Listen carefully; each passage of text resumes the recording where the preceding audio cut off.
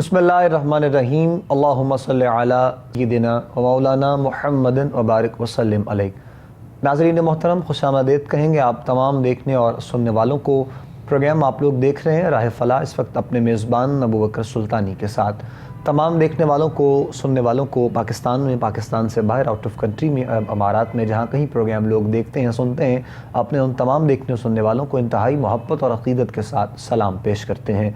Programme राह फलाह आप लोग देखते हैं और आप लोग जानते हैं कि हम अपने इस प्रोग्राम में एक मौजू का इंतखाब करते हैं, उस पर अपने उलमा से, मेहमानों से हमारी गुफ्तगू रहती है। और आज के प्रोग्राम में भी हमने जिस मौजू का इंतखाब किया है, हुर्मत वाले महीनों में से एक खूबसूरत माह मुबारक जिसे रजब कहा जाता है। और रजब, शाबान और रमज़ान करीम की जब आमद होती है, एक ऐसा ट्रैक हम लोगों को परवरदिगार आलम की जानिब से मैसर होता है कि हम रूटीन की तरफ आना चाहें तो हम इन हुर्मत वाले महीनों से ये चीज़ें सीख सकते हैं अपने उलमा की सोहबत से। उस हवाले से आज इंशाअल्लाह गुफ्तगू करने के लिए हमने जिन शख्सियात को आज के प्रोग्राम में दावत दी है, आप देखते रहते हैं, सुनते रहते हैं और हमारे मुख्तलिफ जो है वो प्रोग्राम्स में इनकी ज़ियारत करते रहते हैं। सबसे पहले तो हमारे साथ मौजूद हैं हज़रत अल्लामा डॉक्टर वक़ास जाफ़र शमसी साहब। हम आपको खुशामदीद कहते हैं डॉक्टर साहब। अस्सलामु अलैकुम व रहमतुल्लाहि व बरकातुहू। व अलैकुम अस्सलाम व रहमतुल्लाहि व बरकातुहू। जज़ाकल्लाह डॉक्टर साहब। उनके साथ साथ ही नाज़रीन मोहतरम नौजवान हैं और बहुत खूबसूरत अंदाज़ में माशाअल्लाह आप गुफ्तगू फरमाते हैं। इन्हें भी आप हमारे मुख्तलिफ प्रोग्राम्स में देखते और सुनते रहते हैं। आज के प्रोग्राम में राह फलाह में बिलख़ुसूस हमने आपको याद किया, आप प्रोग्राम में तशरीफ़ लाए। मोहतरम हज़रत अल्लामा मुफ्ती बहराम शाहिद क़ादरी साहब, आपको भी खुशामदीद कहेंगे। अस्सलामु अलैकुम व रहमतुल्लाहि व बरकातुहू। वालेकुम अस्सलाम व रहमतुल्लाहि व बरकातुहू। जज़ाकल्लाह। दोनों शख्सियात का शुक्रिया अदा करेंगे अपने प्रोग्राम आज के हमारे जो राह फलाह में आप लोग तशरीफ़ लाए। और नाज़रीन मोहतरम, जब हम मुख्तलिफ़ मौज़ूआत पर बात करते हैं और हमारी कोशिश होती है कि अपने प्रोग्राम के वक्त में रहते हुए किसी न किसी एक ऐसे पहलू पर बात की जाए ताकि तमाम देखने वालों तक, सुनने वालों तक पैगाम मोहब्बत पहुँच सके। रजब के हवाले से बात करें तो बहुत से ऐसे मुक़द्दस हस्तियों के अय्याम इस माह मुबारक में हम लोगों को हासिल होते हैं जो कि बरक़ात समेटने का मौका हम लोगों को बहुत अच्छे तरीक़े से हासिल होता है। हमारी तरफ से क्या मामलात हैं और हमें किस तरीक़े से इस माह मुबारक को देखना है और लेकर चलना है अपनी ज़िंदगी के तमाम मामलात को साथ साथ करते हुए। सबसे पहले मैं चाहूँगा माह रजब की फ़जीलत के हवाले से कुछ इब्तदाई जुमलों से अल्लामा साहब, डॉक्टर साहब क़िबला अपनी गुफ्तगू का आगाज़ करेंगे। फिर उसके बाद इंशाअल्लाह हम अय्याम के हवाले से, दिनों के हवाले से और जो मुक़द्दस हस्तियों के ख़ास तौर पर जो अय्याम हैं उन इंशाअल्लाह एक एक जो है वो दिन पर रोशनी डालते हुए प्रोग्राम में गुफ्तगू को मज़ीद आगे लेकर बढ़ेंगे। अल्लामा साहब क़िबला वक़ास साहब से मैं गुजारिश करूँगा आप अपनी गुफ्तगू का आगाज़ फरमाइएगा। अल्हम्दुलिल्लाहि वहदा वस्सलातु वस्सलामु अला मन ला नबिय्य बअदा वला उम्मत बअदा बिस्मिल्लाहिर्रहमानिर्रहीम। बहुत बहुत शुक्रिया सुल्तानी साहब आपका कि आपने इस मौजू के लिए मुझे दावत दी है। अल्लाह ताला हम सब के इल्म में, अमल में बरकत अता फरमाए। जिस तरह आपने ये कहा अपने इंट्रो के अंदर कि आज हम रजबुल मुरज्जब के हवाले से गुफ्तगू करेंगे कि ये कैसा पाक महीना है, ये बड़ी फ़जीलतों वाला महीना है। तो आप देखिए कि इसके अगर आप तारीख़ी पस मंज़र में जाइए और इसके लुग़वी माने पे जाइए तभी आपको अंदाज़ा होगा कि कितना मोतबर, कितना मुक़द्दस महीना है कि इसका नाम रजब है। और रजब का एक माना ये तरजीब से निकला है, ठीक है, और इसका माना होता है ताज़ीम। तो इसकी ताज़ीमन के हवाले से ही आप देखिए कि इसका नाम ही अल्लाह ताला ने रजब रखा है। और ये सारे नाम जो हैं ये अल्लाह ताला के अता करदा हैं और ये समावी नाम है। और ये 12 महीनों में से हुर्मत वाले जो 4 महीने हैं। और अहमियत की बात यह है कि ज़माने जाहलियत के अंदर भी और हुज़ूर अकरम सल्लल्लाहु अलैहि वसल्लम का फरमान आली शान भी है और ज़माना जाहलियत के अंदर भी ये बड़े मुक़द्दस महीने थे। यानी 3 लगातार पैरेलल जो 3 महीने आते हैं, ज़िलक़ादा और ज़िलहज और मुहर्रम, और ये जो अलग आता है ये रजबुल मुरज्जब है। तो इसका एक माना ताज़ीम भी है और इसका दूसरा माना जो है वो तेज़ बहाव का है। और वो ये माना इसलिए है कि क्योंकि ये बड़ी तेज़ी के साथ इंसान जो है वो रमज़ान की तरफ बढ़ रहा होता है। और आप यूँ कह लीजिए कि ये मुकदमा है रमज़ान मुबारक का। वाह। यानी जैसे आप कोई चीज़ का आगाज़ करते हैं तो आप समझ लीजिए कि रमज़ान का आगाज़ ही रजब से शुरू हो जाता है। और इसलिए आका अलैहिस्सलाम ने ये दुआ भी फरमाई है कि हमारे लिए रजब के अंदर अल्लाहुम्मा बारिक लना फ़ी रजबी व शाबान وَبَلَّغْنَا فِي رمضان، کہ ہمیں یا اللہ برکتیں عطا فرما رجب کے اندر بھی اور شعبان کے اندر بھی، اور ہمیں رمضان تک پہنچا دے۔ اور یہ آقا علیہ السلام کا دعا کرنا اس بات کی اوپر دلیل ہے کیونکہ ہمیں پتہ نہیں ہوتا کہ ہماری کب زندگی کا جو ہے وہ شام ہو جائے، لیکن اس لیے حضور اکرم صلی اللہ علیہ وسلم رجب کی شروع ہوتے ہی دعا فرماتے تھے، آغاز ہی اس طرح کرتے تھے۔ اس لیے میں نے کہا یہ مقدمہ کہلائے گا رجب رمضان کا کہ آپ اس کی طرف جاتے ہیں۔ اور حضور اکرم صلی اللہ علیہ وسلم کا یہ فرمان بھی امام غزالی نے اس کو مکاشفۃ القلوب کے اندر نقل کیا ہے کہ آقا علیہ السلام نے فرمایا رجب اللہ کا مہینہ ہے، رجب اللہ کا مہینہ ہے۔ اور ایک اس کا معنی رجب کا اس لیے بھی اس کو کہا جاتا ہے کیونکہ یہ الگ آیا، مفرد آیا ہے، 3 مہینوں سے الگ یہ چوتھا مہینہ ہے، اور اس کے اندر جو ہے وہ لڑائی اور جھگڑے سے زمانہ جاہلیت میں جو ہے وہ کفار مکہ بھی پرہیز کرتے تھے۔ اور اللہ تعالیٰ نے بھی قرآن پاک میں یہ فرمایا کہ آپ اس مہینے کے اندر اپنے اوپر ظلم نہ کیا کرو کیونکہ یہ حرمت والے مہینے ہیں۔ حضرت عبداللہ بن عباس رضی اللہ تعالیٰ عنہ نے اس کی تشریح کے اندر، کیونکہ آپ جو ہے وہ مفسر قرآن ہیں اور آقا علیہ السلام نے آپ کو مفسر قرآن کا لقب دیا ہے، حضرت عبداللہ بن عباس اس کی تفسیر کے اندر ارشاد فرماتے ہیں کہ اللہ تعالیٰ نے اس میں فرمایا لا تظلموا، اپنے اوپر ظلم نہ کرو۔ اس سے معنی یہ ہے کہ ہمیں ہر مہینے میں ہی گناہوں سے بچنا چاہیے، لیکن خصوصاً جو حرمت والے مہینے ہیں ان کے اوپر اپنی جانوں پہ ظلم کرنے سے مراد یہ ہے کہ ہم تمام معصیت والے کام، تمام گناہوں والوں کاموں سے پرہیز کریں اور اللہ اور اس کے رسول کی طرف رجوع کریں۔ اور یہ وہ مہینے ہیں جن کے اندر آپ جو ہے وہ خاص کر جو ہے اس کے اندر ابھی قبلہ مفتی صاحب بھی آپ کو اس کی ڈیٹیل بتائیں گے کہ کس طرح خاص طور پہ ان کے اندر جو اللہ تعالیٰ نے ایام بخشے ہیں، اور اس کے ساتھ ساتھ جو اس کے اندر روزے رکھنے کی فضیلت ہے، یعنی وہ ٹریننگ جس کا آغاز جو ہے وہ رجب سے شروع ہوتا تاکہ ہم رمضان تک جو ہے وہ پورے اس کے لیے ٹرین ہو جائے کہ ہم روزے رکھ سکیں اور اللہ تعالیٰ کی رحمتیں اور برکتیں اور اللہ تعالیٰ کی نعمتوں کو زیادہ سے زیادہ اکٹھا کر سکیں، زیادہ سے زیادہ اس سے مستفید ہو سکیں۔ تو اس کا آغاز جو ہے قبلہ وہ رجب سے ہو جاتا ہے۔ سبحان اللہ، خوبصورت انداز میں گفتگو کا آغاز فرمایا علامہ صاحب قبلہ نے، اور ماہ رجب کے حوالے سے اپنے انداز میں بالکل آپ نے ابتدائی جملوں سے آغاز کیا ہے، اور ٹریننگ کا کہا گیا، اور پھر اللہ کے جو ہے وہ قربت حاصل کرنے کے لیے، اور حرمت والا مہینہ جیسے کہا گیا، اس کی جو ہے وہ خاص بیک گراؤنڈ کیا ہے، اور حرمت والا مہینہ ماہ رجب کو ہی کیوں کہا گیا، اور پھر شعبان المعظم کو اور رمضان کریم کے حوالے سے کچھ یہ بھی، اور ساتھ میں اس کی ڈیفینیشن مفتی بہرام شاہد صاحب اپنے انداز میں پیش کریں گے۔ پھر اس کے بعد انشاءاللہ ترتیب سے کچھ مزید آگے بڑھیں گے اور کچھ سوالات بھی علماء کے سامنے پیش کیے جائیں گے۔ بسم اللہ مفتی صاحب۔ بسم اللہ الرحمن الرحیم، والصلاۃ والسلام علی سید المرسلین وخاتم النبیین، اللہم صلی۔ اما بعد، یقیناً آپ نے بڑا خوبصورت سوال کیا کہ اکثر لوگوں کے ذہنوں میں بھی سوال آ رہا ہوگا یہ حرمت والا مہینہ، حرمت والا مہینہ یہ ہوتا کیا ہے؟ تو میں عرض کرتا چلوں کہ حرمت والے مہینوں کی جو کل تعداد ہے وہ 4 ہے، 3 ایک ساتھ آتے ہیں اور ایک الگ سے آتا ہے۔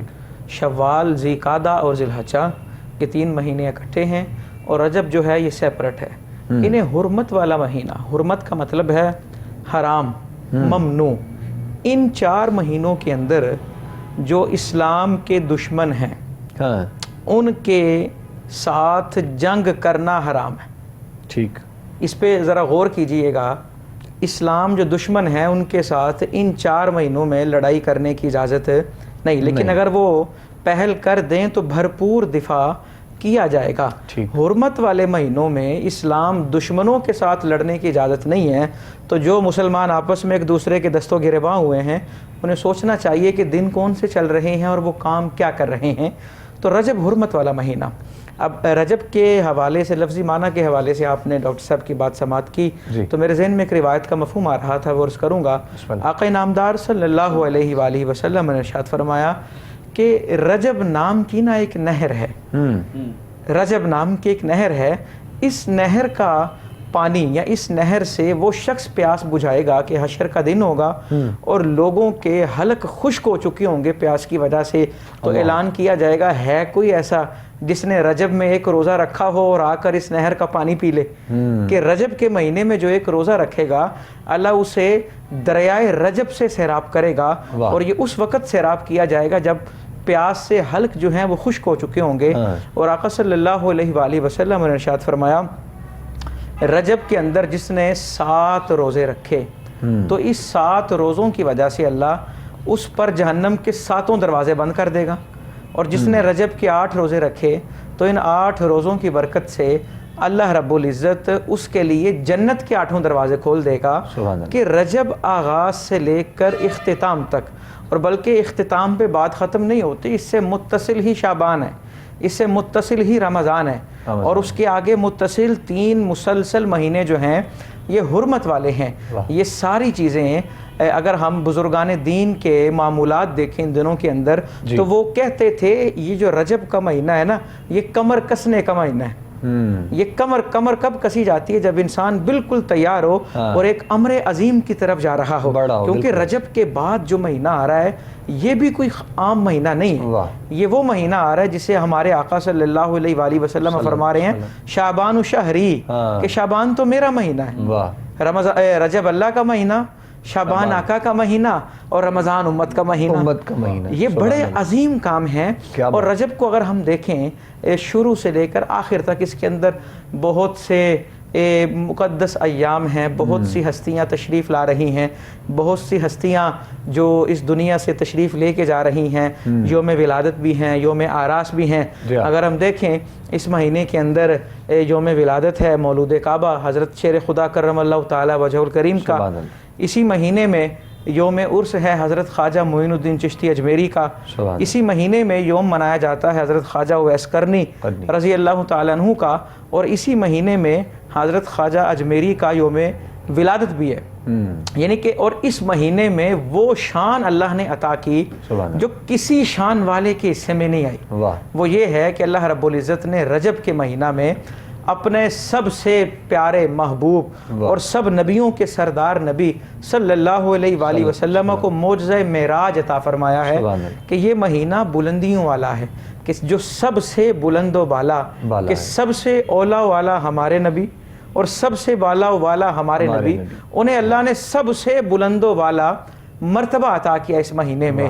یعنی کہ اگر مختلف اگر اس کو جہاد سے دیکھا جائے، جس بھی تناظر سے دیکھا جائے، تو بات اسی نقطے کے گرد گھومے گی کہ اس مہینے میں ہم نے کمر کسنی ہے اور اپنے نبی صلی اللہ علیہ وآلہ وسلم کے ساتھ اپنا رابطہ جو ہے وہ استوار کرنا ہے، اور اپنے نبی صلی اللہ علیہ وآلہ وسلم کی محبت میں ہم نے گم ہو کر آپ کے عشق کو خود پہ طاری کر کے ہم نے اس مہینے میں اس طرح کمر اپنی کس لینی ہے کہ شعبان اور رمضان ہماری مغفرت کے لیے رب کے حضور دعا کر رہے ہوں گے۔ سبحان اللہ۔ اچھا مفتی صاحب یہ بھی فرمائیے گا، جس طرح آپ نے بتایا ان مقدس ہستیوں کا آپ نے ذکر کیا، اور اگر ہم بات کریں ہندوستان کے اس شہر اجمیر جسے دنیا حضرت خواجہ معین الدین چشتی اجمیری کے نام سے جانتی ہے، اور پھر حضرت مولا کائنات شیر خدا علی المرتضیٰ کے حوالے سے آپ نے بات کی، اور پھر سفر معراج جو ہے وہ جو ہمیں اس ماہ مبارک میں ملتا ہے، تو کیا حضرت اویس قرنی کے حوالے سے بھی آپ نے بات کہی،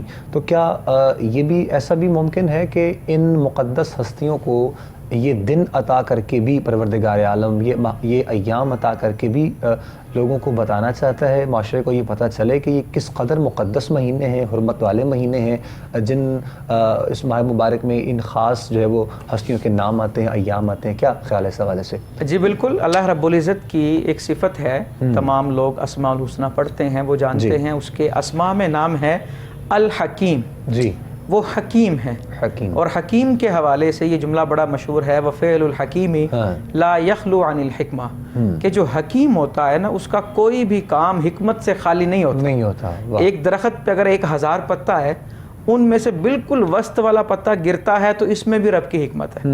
قرآن بیان کرتا ہے، اللہ فرماتا ہے ہم نے جو چیز بھی پیدا کی ہے اسے ایک اندازے کے مطابق اور اسے کسی مقصد کے لیے پیدا کیا۔ ہر چیز کی تخلیق کا ایک مقصد ہے، آنے کا، رہنے کا، جانے کا، ختم ہو جانے کا، ہر چیز ایک مقصد کے تحت چل رہی ہے، اور یہ تو وہ ہیں جنہیں اللہ نے دنیا کے لیے رول ماڈل بنایا، جنہیں ہمارے لیے مشعل راہ بنایا، اور یہ وہ لوگ ہیں جن کے بارے اللہ رب العزت نے قرآن میں ارشاد فرمایا ان الذین آمنوا وعملوا الصالحات سیجعل لهم الرحمن ودا، کہ بے شک وہ لوگ جو ایمان لائے، پکا ایمان لائے، اور وہ لوگ جنہوں نے نیک کام کیے، یہ وہ ہیں کہ ان کی محبت لوگوں کے دلوں میں اللہ نے ڈالی ہے. سبحان اللہ. یعنی کہ جن لوگوں کا ہم ذکر کر رہے ہیں ہم ان سے محبت کرتے ہیں. کیوں؟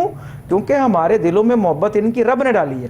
ایک حدیث پاک کا مفہوم ہے, حضور علیہ الصلوۃ والسلام نے ارشاد فرمایا اللہ جب کسی بندے سے محبت کرے تو وہ حضرت جبریل علیہ السلام کو بلاتا ہے اور کہتا ہے جبریل میں فلاں سے محبت کرتا ہوں, تو بھی اس سے محبت کر.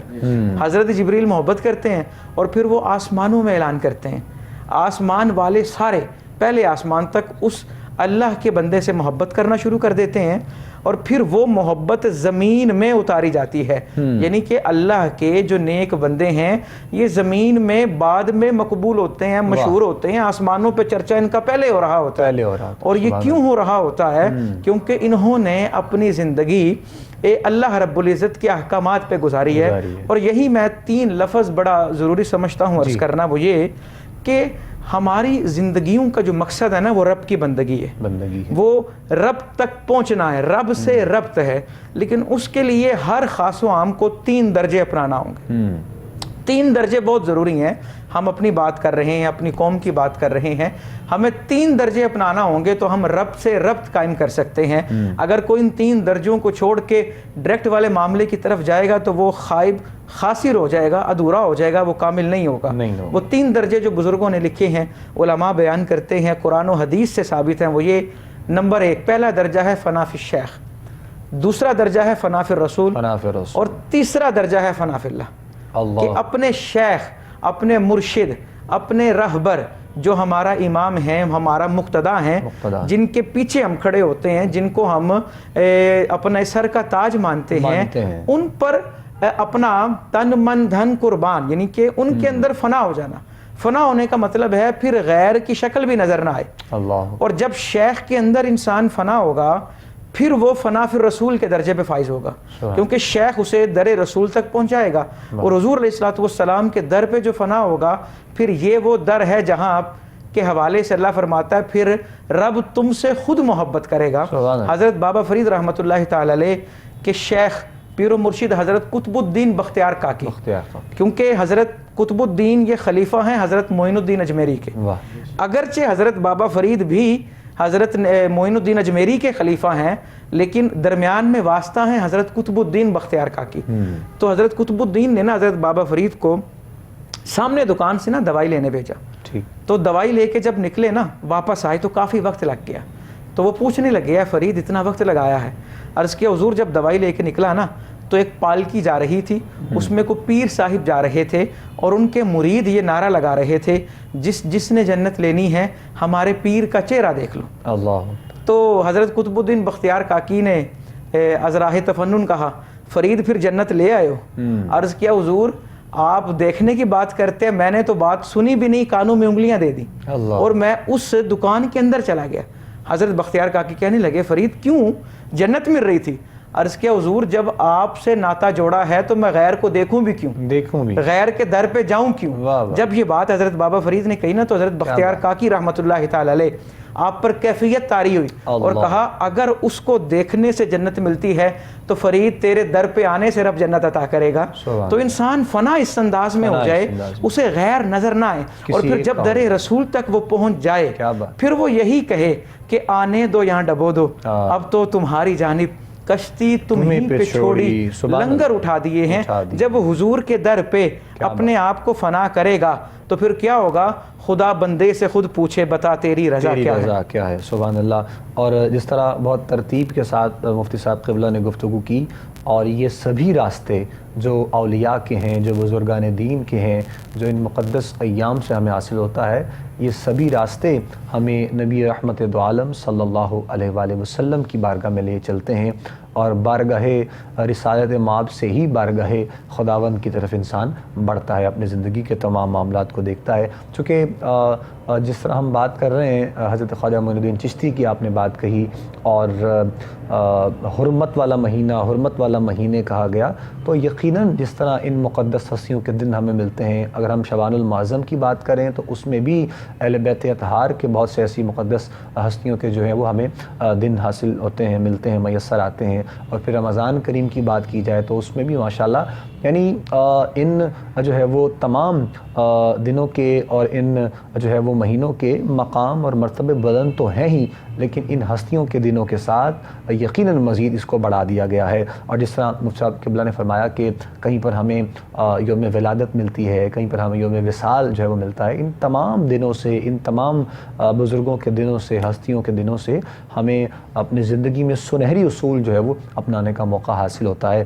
ڈاکٹر جعفر شمس صاحب کی طرف آئیں گے، وقاص صاحب کی طرف ایک مرتبہ پھر، اور علامہ صاحب میں چاہوں گا کہ حضرت خواجہ معین الدین چشتی اجمیری اگر آپ کی بات کی جائے تو کس طرح آپ نے جو ہے وہ پیغام محبت کو عام کرتے ہوئے لوگوں کو اپنی طرف مائل کیا، اور پھر اپنی جانب سے، یعنی اپنی طرف مائل کرنے کا مقصد تو یہ تھا کہ لوگ خدا کی طرف آ جائیں، مصطفیٰ کی طرف آ جائیں، اور یہ کیا انداز رہا۔ اور پھر آج ماشاءاللہ چونکہ رجب کا بالکل آغاز ہے اور ہندوستان کے شہر اجمیر میں ماشاءاللہ بہت سے ایسے جو ہیں وہ محبت اور عقیدت کرنے والے جو بڑی عقیدت احترام کے ساتھ اس دن کو مناتے ہیں، جس کو ہم چھٹی شریف بھی کہا جاتا ہے، اور 6 رجب کے حوالے سے یہ بھی تھوڑی سی وضاحت آپ فرمائیے گا علامہ صاحب۔ جی، سب سے بڑی بات تو یہ ہے کہ میں اسی بات کو مفتی صاحب کی بات کو آگے سیکنڈ کرتے ہوئے جی قبلہ، سب سے پہلی بات یہ ہے کہ جس طرح ہم حرمت والے مہینے کے حوالے سے بات کر رہے ہیں، تو میرا اپنا ایک عقیدہ ہے، آپ چاہے اس سے اختلاف کریں، میں یہ سمجھتا ہوں کہ یہ زمانہ جاہلیت میں یہ جو حرمت والے مہینے تھے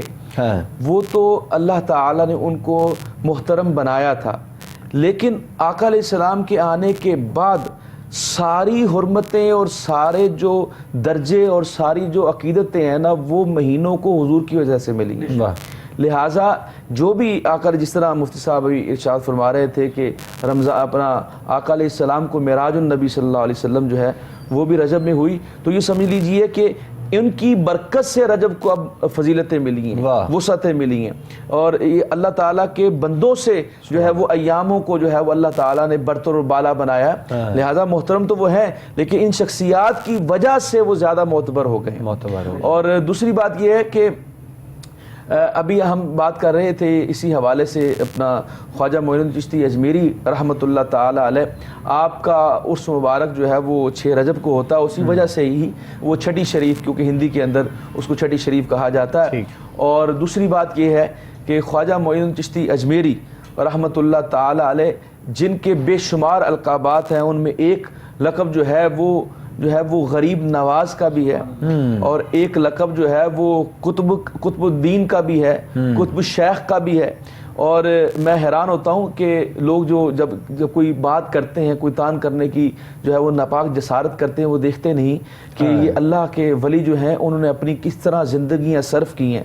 اور وہ میں ایک قبلہ آپ کو بات بتانا چاہوں، اور وہ بڑی اہم بات کہ ایک آقا علیہ السلام کی وہ سنت، یعنی اللہ کے ولیوں کو یہ درجہ کیسے ملتا ہے۔ اگر اس بات پہ غور کریں کہ آقا علیہ السلام کی ایک ایسی سنت ہے جو آقا علیہ السلام نے 23 سالوں میں کبھی بھی قضا نہیں کی، نہ صبح کی ہے نہ شام کی ہے، دن رات جو سنت آقا علیہ السلام کی سب سے عظیم سنت ہے جس کو حضور نے 23 سالوں میں کبھی بھی قضا نہیں کیا، وہ 2 چیزیں ہیں، ایک دعوت اللہ اور ایک اقامت الدین۔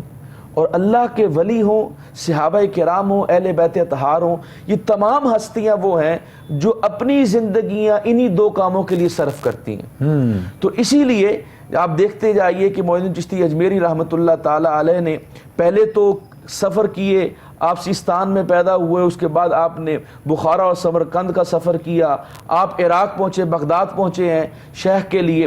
تو اس ساری زندگی میں آپ نے مختلف لوگوں سے پڑھا، اور ان سے پڑھنے کے بعد آپ نے پھر شیخ کی تلاش شروع کی، اور پھر آپ 25 سال کی عمر کے اندر حضرت خواجہ ہارونی رحمۃ اللہ تعالی علیہ، ان کو ہارونی بھی کہتے ہیں، ویسے جو صحیح پروننسیشن وہ ہارونی ہے، رحمۃ اللہ تعالی علیہ، ان کی بارگاہ میں پہنچتے ہیں، اور وہاں پر جا کر، اور یہ جو لوگ باتیں کرتے ہیں، ابھی اپنا مفتی صاحب بھی فرما رہے تھے کہ فنا پھر شیخ جو ہے وہ درجہ آپ نے پایا، اور 20 سال آپ نے خدمت میں گزارے اور شیخ کی بارگاہ میں گزارے۔ اور آپ حیران ہوں گے کہ وہاں پر وہ یہ نہیں کہ کوئی اس طرح کے کوئی پڑھنے پڑھانے والا سال کام کرتے، بلکہ وہ ہر کام کرتے تھے، لنگر پہ ڈیوٹی لگ جاتی، وہ لنگر کا کام کرتے، اور مختلف آپ کو امور دے دیے جاتے، مسجد کی صفائی کا کہہ دیا جاتا، جو بھی شیخ حکم دیتا وہ آپ بجا لاتے اور 20 سالوں کے بعد جو ہے وہ پھر شیخ آپ کو لے کر گئے ہیں اللہ اور اس کے رسول کی بارگاہ میں،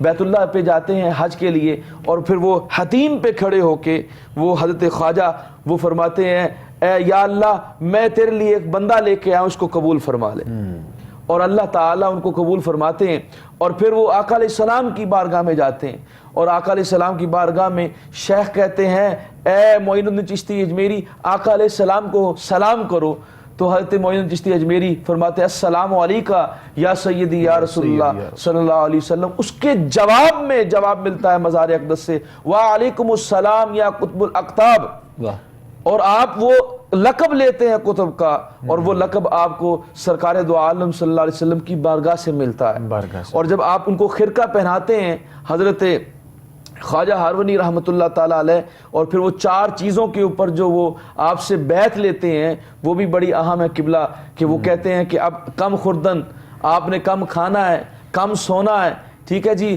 اور آپ نے دنیا کو طلاق دے دینی ہے، آپ نے عقبہ کو بھی، یعنی آخرت میں سوائے اللہ کے تم نے کسی اور کی طرف نظر نہیں کرنی، اللہ کے لیے آپ نے آخرت کی فکر کرنی ہے، یہ 4 چیزوں کے اوپر آپ کمٹمنٹ لیتے ہیں، اور قبلہ جب آگے بڑھتے ہیں تو دوسرا لقب جیسے میں نے کہا، پھر آپ مفتی صاحب کی طرف بڑھیے گا، وہ دوسری بات یہ کہ آپ کو جو ہے وہ غریب نواز کہا جاتا ہے، یہ بھی بڑا دلچسپ واقعہ ہے، قبلہ آپ سنیں گے تو آپ حیران ہو جائیں گے کہ آپ کے شیخ نے یہ فرمایا کہ اس کھڑکی سے صبح جو دیکھے گا وہ جنتی ہوگا، اور آپ کے 2 مرید موجود تھے، ایک آپ شیخ معین الدین چشتی اجمیری موجود تھے، دوسرے مرید بھی موجود تھے، ان دونوں نے یہ سنا کہ صبح اس کھڑکی سے جو دیکھے گا وہ جنتی ہوگا، تو صبح جب فجر کی نماز کے بعد جب آپ نے وہ کھڑکی کھولی تو ایک لمبی لائن لگی ہوئی ہے اور ہجوم ہے، اور آپ نے ناراضگی کا اظہار فرمایا کہ جب میں نے یہ کہا تھا کہ اس کھڑکی سے جو دیکھے گا وہ جنتی ہوگا اور جو وہ یہ بات بتائے گا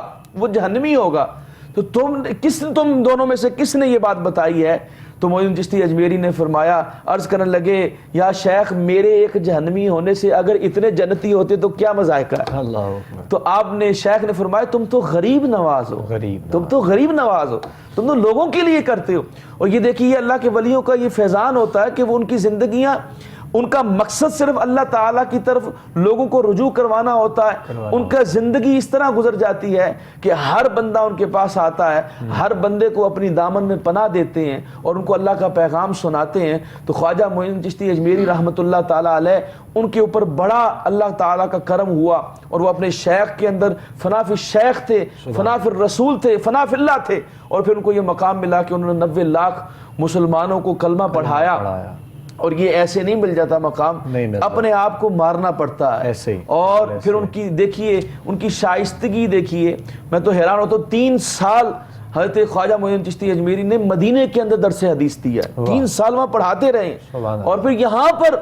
خواجہ معین الدین چشتی اجمیری ایک تو انہوں نے یہاں چلہ کاٹا ہے، اور پھر لاہور میں 2 سال گزارے ہیں، یہاں پر بھی آپ پڑھاتے رہے ہیں، اور پھر شیخ نے ڈیوٹی لگائی ہے جاؤ اب اجمیر چلے جاؤ اور وہاں پر جا کے وہ اپنا کام سر انجام دو جس کے لیے اللہ تعالیٰ نے تمہیں بنایا ہے، اور جس کام کے اوپر تمہیں اللہ تعالیٰ نے اپنی زندگی صرف کرنے کے لیے لگایا ہے، انہوں نے وہ زندگی صرف کی۔ اور میں پھر یہ کہوں گا کہ ہر اللہ کا ولی وہ اس کے اندر آقا علیہ السلام کی یہ سنت موجود ہوتی ہے کہ وہ اپنی ساری زندگی 2 کاموں پہ صرف کرتا ہے، ایک دعوت اللہ، وہ اللہ کی طرف بلاتا ہے، اور اگر کہیں پہ خدشہ ہو کہ دین کا کوئی نقصان ہونے والا ہے تو اقامت دین کے لیے جہاد کرتا ہے، وہ قولی جہاد بھی کرتا ہے، فعلی جہاد بھی کرتا ہے، زبان سے بھی کرتا ہے، اپنے قلم سے بھی کرتا ہے، اور اپنی تلوار سے بھی کرتا ہے، اور اسی لیے ان کو اللہ تعالیٰ یہ مقام عطا فرماتا ہے کہ وہ اللہ کے ولی ہیں، اللہ کے دوست ہیں، نہ ان کو یہاں اس دنیا میں کوئی غم ہے، نہ اس دنیا میں کوئی غم اور رنجش ہے، بلکہ جو ان کے ساتھ وابستہ ہو جاتا ہے اس کو بھی کوئی حزن نہیں رہتا۔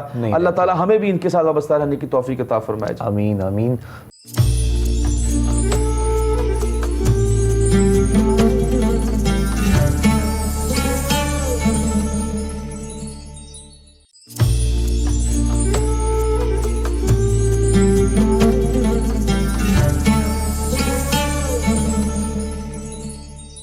خوبصورت گفتگو فرما رہے ہیں علامہ صاحب قبلہ، اور 90 لاکھ کو کلمہ پڑھانے والی وہ شخصیت جنہیں دنیا حضرت خواجہ معین الدین چشتی اجمیری کے نام سے جانتی ہے، اور ہمارے ہاں تو ایسا ہے کہ کوئی ایک ایسا جو ہے وہ بندہ جس کو اگر راہ راست پہ لایا جائے، اسے کچھ سکھایا جائے تو لوگ کئی مہینوں اور کئی سالوں جو ہے وہ اس کی جو ہے وہ چیزیں پورے معاشرے کو دکھائی جاتی ہیں، بتایا جاتا ہے.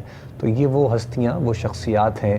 ہم صرف اگر آج کے دور کی، آج کے وقت کی بات کی جائے، وہ کوئی بھی ولایت کے منصب پر فائز ہو، حضرت خواجہ معین الدین چشتی اجمیری ہو، حضرت بابا فرید ہو، حضور داتا گنج بخش علی حجویری علیہ رحمہ ہو، مزار اور صاحب مزار کے تمام معاملات کو دیکھتے ہوئے، کیونکہ بہت سے لوگوں کا ایک رویہ، ایک ایٹیٹیوڈ ایسا ہوتا ہے کہ ہم جو خرافات ہیں مختلف قسم کی، اس کو دیکھتے ہوئے اندازہ لگاتے ہیں کہ شاید صاحب مزار کے یہ تعلیمات ہیں یا یہ معاملات ہیں.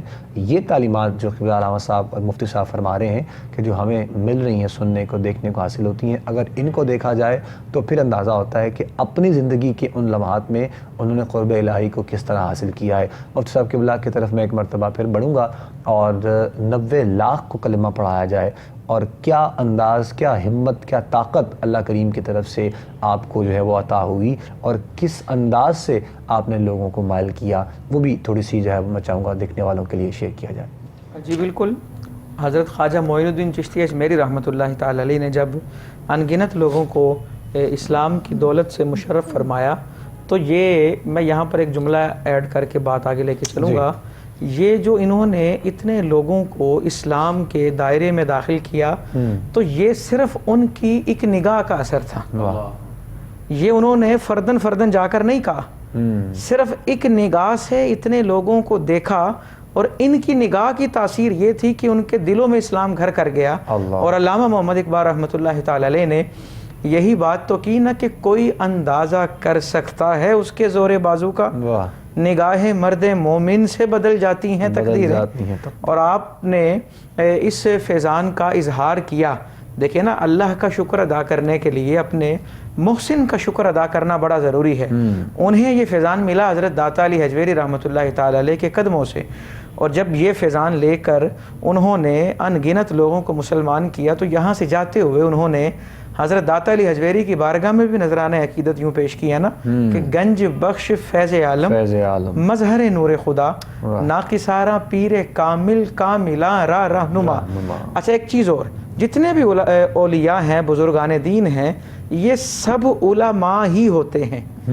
ان کے سفر کا جو آغاز ہے، ان کی جستجو کا جو آغاز ہے، وہ علم سے ہی ہوتا ہے. علم کے بغیر یہ جو عابد ہوتے ہیں، حضرت مجدد الفسانی رحمۃ اللہ تعالی علیہ فرماتے ہیں اپنے بیٹے کو نصیحت کرتے ہوئے، بیٹا بغیر علم کے جو زاہد ہے وہ شیطان کا کھلونا ہوتا ہے، علم پہلے ہے.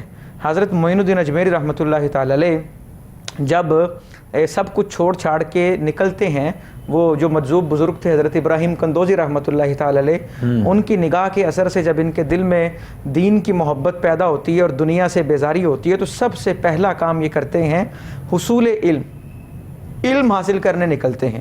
علم کیونکہ قرآن نے صراحت کے ساتھ کہہ دیا انما تب ہی کہا جاتا ہے جب دوسری کوئی بات نہ ہو، کہ بس بات یہی ہے کہ اللہ سے ڈرنے والے اس کے بندوں میں وہی ہیں جو علم والے ہیں.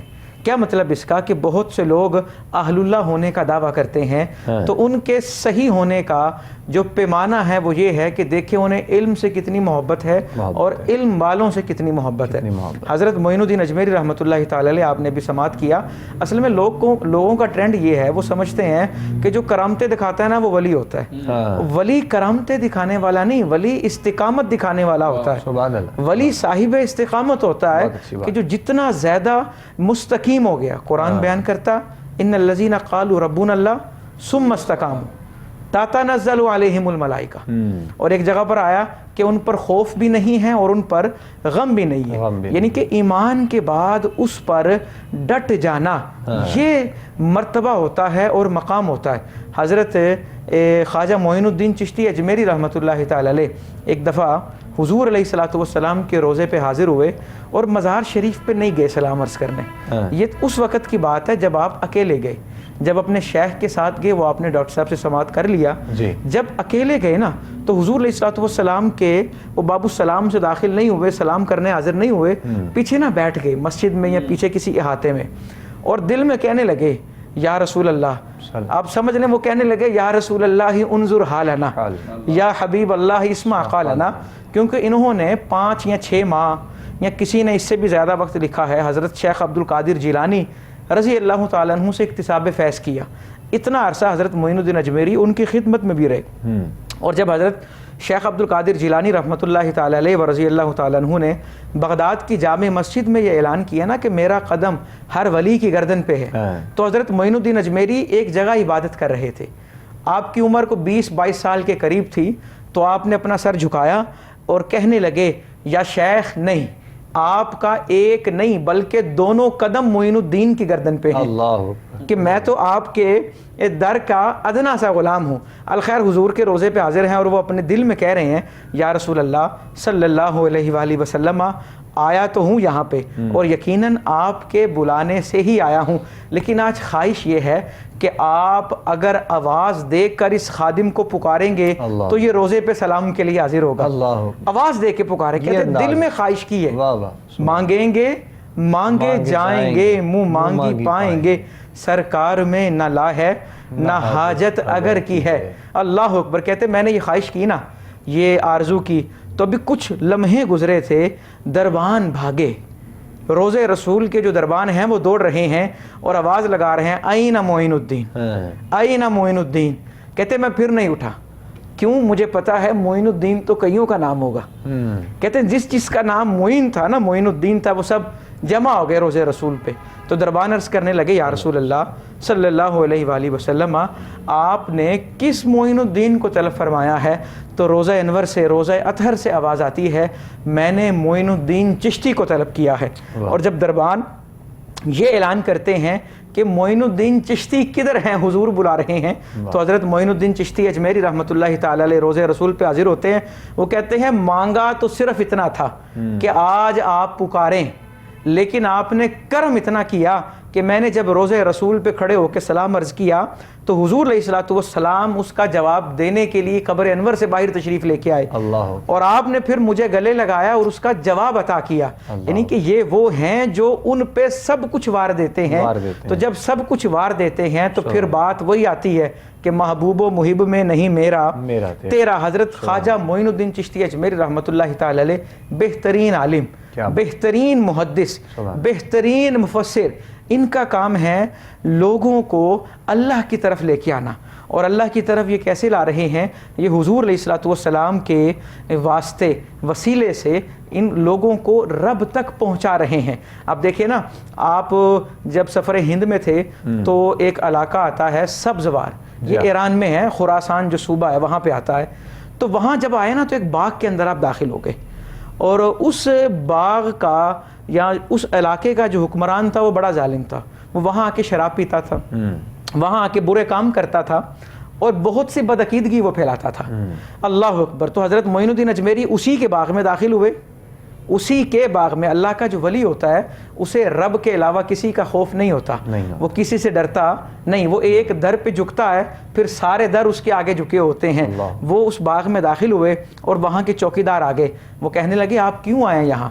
تو حضرت معین الدین کہنے لگے میں نماز پڑھنے آیا ہوں. اب دیکھیں نا بھی، اگر انسان کو سوچے، اولیاء اصل میں بہت سے ہمارے اندر بہت سے ایسے لوگ ہیں جو اپنی عقلوں پہ پرکھتے ہیں. تو یاد رکھیں دین عقل پہ پرکھنے کا نام نہیں. مولا علی کرم اللہ تعالی وجہ الکریم نے کہا دین اگر عقل کا نام ہوتا تو میں حکم دیتا موزوں پر مسا اوپر نہیں نیچے کرو. کیونکہ آلودہ تو تلا ہوا ہے نا، لیکن مسا اوپر کیا جا رہا ہے کہ یہ امر تعبدی ہیں. کیا مطلب کہ جو حکم آ گیا اس کے آگے سر جھکانا ہے. کہتے ہیں میں باغ میں نماز پڑھنے آیا ہوں. اگر ہو سکتا ہے کیونکہ جناب نماز پڑھنی ہے تو مسجد میں جائیں. وہ کہتے نہیں، میں باغ میں آیا ہوں. اور وہ باغ میں آنے کا مقصد کیا تھا؟ جب آپ نماز پڑھ رہے تھے نا تو دوران نماز ہی وہ حاکم آ گیا. اس نے جب دور سے دیکھا کہ میرے باغ میں کوئی نماز پڑھ رہا ہے، وہ بڑا دشمن تھا اسلام کا اور اللہ کے احکامات کا بڑا وہ خلاف تھا. اس نے قتل کے ارادے سے نا حضرت خواجہ معین الدین اجمیری پہ اٹیک کیا، لیکن جیسے ہی آپ کے روبرو آیا وہ بے ہوش ہو کے گر گیا. اور جب آنکھ کھلی نا تو ہاتھ جوڑ کے عرض کرتا ہے حضور مجھے اپنی نسبت کا پٹا میرے گلے میں ڈال دیجئے، میں آپ کا غلام بننا چاہتا ہوں، مجھے اپنی سنگت میں لے لیجئے.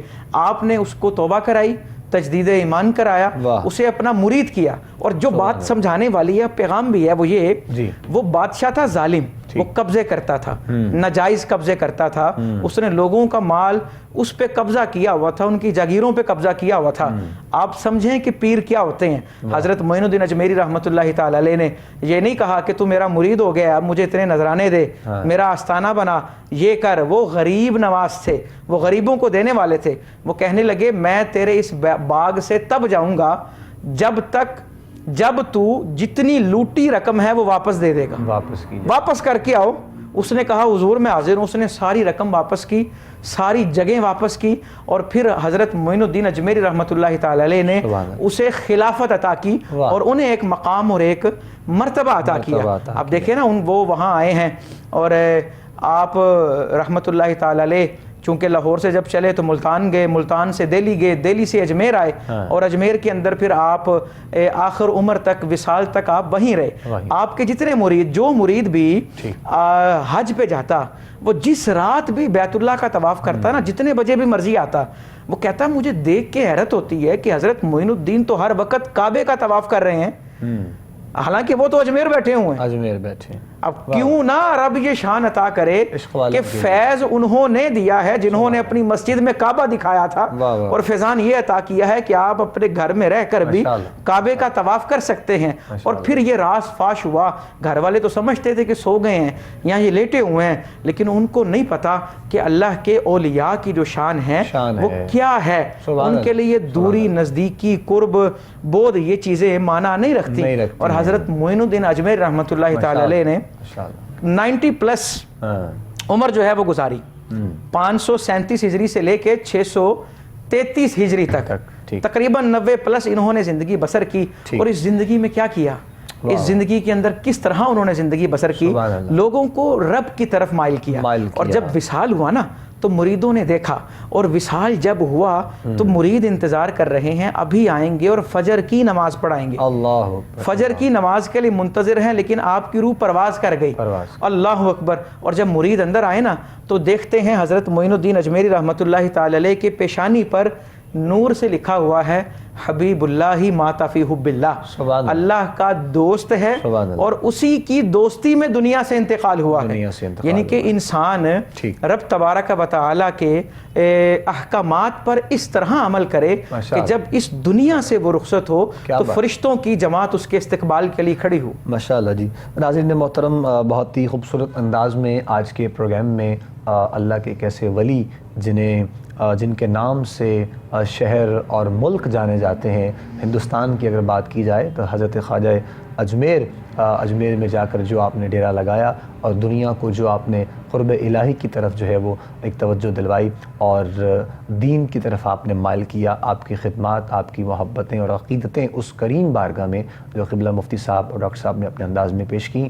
1 منٹ میں بس میں چاہوں گا علامہ صاحب، ڈاکٹر صاحب قبلہ، آپ پیغام محبت تمام دیکھنے والوں کے لیے بالخصوص اولیاء کی تعلیمات سے اور آپ کی زندگی سے، آپ کے معمولات سے جو ہمیں حاصل ہوتا ہے، اس پر بس 1 منٹ کے لیے پیغام دیجیے گا، پھر ہم اختتام کی جانب بڑھیں گے. بس جی سر، اس میں جو ابھی مفتی صاحب نے بڑی اچھی گفتگو کی، اور جس طرح میں نے اپنا کہا کہ جب وہ خرقہ دینے لگے شیخ، جی اس بات پہ اگر ہم غور کریں کہ آپ فرماتے ہیں کم خوردن، کم کھانا ہے، ترک دنیا، ٹھیک ہے، ترک عقبہ ما سوی اللہ، یا اللہ کے سوا عقبہ کی بھی آپ نے پرواہ نہیں کرنی. اور وہ شیخ سعدی بھی فرماتے ہیں عاشقارہ 6 علامت ہے پیسر، کہ جو اللہ کے عاشق ہوتے ہیں ان کی یہ 6 علامتیں ہوتی ہیں. سرد و رنگ زرد و چشم و تر، ان کی آنکھیں برستی رہتی ہیں اور ان کی جو ہے وہ سرد ہوتی ہے، وہ اللہ تعالیٰ کے لیے کام کرتے ہیں. اور جس طرح معین الدین چشتی اجمیری رحمۃ اللہ تعالیٰ کی بات ہو رہی ہے، وہ حضرت شیخ عبد القادر جیلانی کے بھانجے بھی لگتے ہیں جی. اور داتا صاحب کے حوالے سے تو سید حجویر مخدوم امم، اور ان حضرت اقبال کہتے ہیں کہ پیر سنجر راہ حرم، کہ جو ان کے جو شیخ معین الدین چشتی اجمیری رحمۃ اللہ تعالی علیہ ہیں، ان کے لیے داتا کا مزار جو ہے، مزار اقدس جو ہے، وہ حرم کا درجہ رکھتا ہے. اللہ، تو یہ تو نوازشات تھیں شیخ معین الدین چشتی اجمیری رحمۃ اللہ تعالی علیہ کے اوپر. اور میں بس اسی میں آخر میں یہ بات کروں گا کہ جو بھی ان اولیاء اللہ سے وابستہ ہوتا ہے تو اللہ تعالیٰ نے فرمایا ہے لا خوف علیہم ولا هم یحزنون، نہ ان کے اوپر کوئی خوف ہے نہ کوئی حزن ہے۔